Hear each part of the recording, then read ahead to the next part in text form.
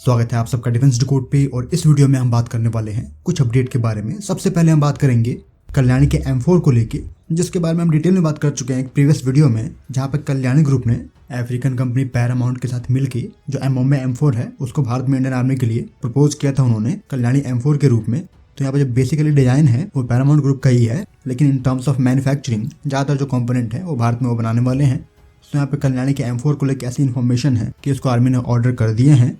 हालांकि जो इस तरह के ऑर्डर है, प्रोक्योरमेंट है, भारत की जिस तरह की प्रोक्योरमेंट पॉलिसी है उसमें आपको कई सारे जो टेंडर हैं उससे होकर पॉसिबली आपको जाना पड़ता, लेकिन उसके बिना भी ये खबर फ्लोट कर रही है कि कल्याणी के M4 को ऑर्डर किया है आर्मी ने, तो पॉसिबली हो सकता है कुछ लिमिटेड नंबर में इमरजेंसी में प्रोक्योर किए जा रहे हो। क्योंकि अभी हाल ही में M4 को लद्दाख में देखा गया था आर्मी के साथ ट्रायल कंडक्ट करते हुए।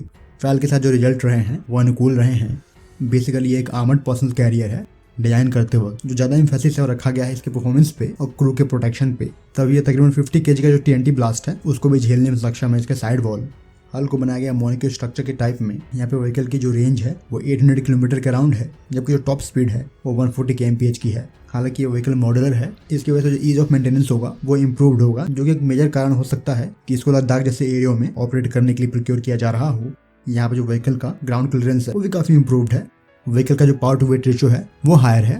फ्लैट टायर पे 50 किलोमीटर तक दौड़ने में सक्षम है, जबकि व्हीकल में आपको ऑप्शन मिलता है रेडियो कम्युनिकेशन VHF और UHF एंटेना का। और ऐसे बहुत सारे जो सिस्टम है वो व्हीकल में इंक्लूड किए गए हैं, जैसे कि विंटर के लिए जो स्टेशन किट है वो यहाँ पे उपलब्ध है। व्हीकल के इंजन कंपार्टमेंट के लिए जो स्टेनाइक लेवल 3 का प्रोटेक्शन है वो दिया गया है, जबकि बॉडी के लिए स्टेनाइक लेवल 4 का दिया गया है। अगर M4 की बात करते हो तो ये झेल सकता है 14.5 × 114 mm जो B32 राउंड है उसको, और तकरीबन 200 मीटर से उसको झेलने में सक्षम होगा। यहाँ पे व्हीकल पे जो मशीन गन है वो माउंट किया जा सकता है, और जिस तरह की आपको वेपन की रिक्वायरमेंट होगी वो माउंट किया जा सकता है, क्योंकि व्हीकल पे एक जो रिमोट कंट्रोल वेपन सिस्टम है वो भी माउंट किया गया था। तो ऐसे कुछ यूनिक फीचर हैं जिसकी वजह से पॉसिबली ये व्हीकल आर्मी ने कुछ नंबर में इंडक्ट किए हैं। अभी ये नंबर क्या है वो डिस्क्लोज नहीं हुआ है, लेकिन इसको लेकर इन्फॉर्मेशन यही है कि ये अभी आर्मी के ऑर्डर पे है। अगले अपडेट में हम बात कर लेते हैं AMCA को लेके। तो AMCA को लेके एयर इंडिया से ऐसी इन्फॉर्मेशन है कि AMCA के और भी फ्लाई करने वाले प्रोटोटाइप को बनाने के लिए जो फंडिंग है वो इस साल में इशू की जाएगी। हालांकि अब तक इस पर जो भी वर्क हो रहा है वहाँ पे जो फंडिंग है वो ADA की रही है, लेकिन जैसे इसको मैन्युफैक्चर करने के लिए जो कंसोर्टियम है वो बनता है तो वहाँ पे जो फंडिंग की रिक्वायरमेंट होगी वो इक्वली बटेगी। सो पॉसिबली इस साल में कहीं ना कहीं AMCA के लिए जो फंडिंग है वो दी जाएगी। जहाँ तक बात है AMCA को मैन्युफैक्चर करने को लेके, तो हम सभी बात कर चुके हैं कि AMCA के लिए जो NDT टेस्टिंग है यानी कि नॉन डिस्ट्रक्टिव टेस्टिंग प्लस जो RCS मेजरमेंट है, इन दोनों को कंडक्ट करने के लिए जो 1:1 का मॉडल है वो बनाया जा रहा है। प्रॉब्ली वो 2022 में बनकर तैयार होगा और उस पर जो भी RCS की टेस्टिंग है वो कंडक्ट की जाएगी। जो भी विंग है और अदर स्ट्रक्चर है उन पर जो NDT टेस्टिंग है वो कंडक्ट की जाएगी। तो उस प्रोसेस के लिए जो मैन्युफैक्चरिंग है वो ऑलरेडी शुरू कर दी गई है। यहाँ पे AMCA का जो 1:1 मॉडल है वो बनाया जा रहा है और 2022 में वो बनकर तैयार रहेगा टेस्टिंग के लिए, जिसको DRDO की लैब RCI की जो ऑरेंज फैसिलिटी है वहाँ ले जाया जाएगा, जहाँ पे रडार क्रॉस सेक्शन को लेकर जो टेस्टिंग है वो कंडक्ट की जाती है।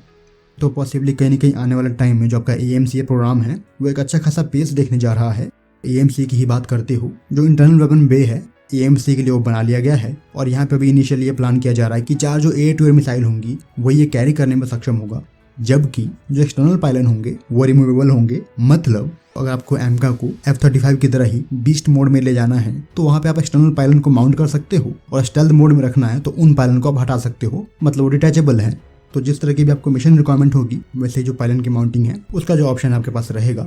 तो यहाँ पर टेक्निकली कहने का अर्थ ये होता है कि AMCA का 2 वेरिएंट नहीं है। बीस्ट मोड आप एक्टिवेट कर सकते हो अपने स्टेल्थी जेट पे ही अपने मिशन के रिक्वायरमेंट के अकॉर्डिंग। तो ये कुछ इन्फॉर्मेशन को लेके हमने वहाँ पे बात की थी। फिलहाल इस वीडियो में इतना ही। जय हिंद।